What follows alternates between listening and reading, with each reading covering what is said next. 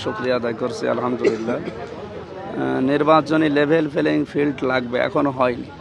আমার মনে যেটা যায় এখনো হয়নি, যেহেতু 22 তারিখের পরে কি হবে এখনো জানি না। 22 তারিখের পরে আশা করছি এগুলো 100 ভাগ ঠিক হয়ে যাবে। বিভিন্ন জায়গা থেকে যে সমস্ত দৃশ্যগুলো দেখতে পাচ্ছি তার মানে এখনো আমাদের মন মতো হয়নি। আমরা আশা করব মন মতো হবে।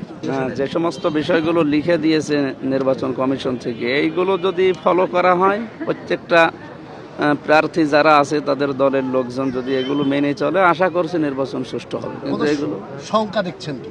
শঙ্কা বলতে আমাদের কুষ্টিয়া সদর থানা জানেন একটু পুরাটা পুড়ে যাওয়ার কারণে এবং অস্ত্রগুলো লুট হওয়ার কারণে আমরা এখনো আতঙ্কে আছি। কারণ এই অস্ত্রগুলো কোথায় আছে এগুলো এখনো পর্যন্ত উদ্ধার হয়নি। আমরা আশা করছি খুব তাড়াতাড়ি যেন, বারবার আশ্বাস দিচ্ছে যে আমরা করছি, এখনো দৃশ্যমান কিছু দেখি। এইগুলো তাড়াতাড়ি উদ্ধার করা লাগবে এবং বর্ডারের অস্ত্র এবং অন্যান্য যে বিষয়গুলো আসছে এগুলো বন্ধ করা লাগবে, নয়তো নির্বাচন সুষ্ঠু করা সম্ভব হবে।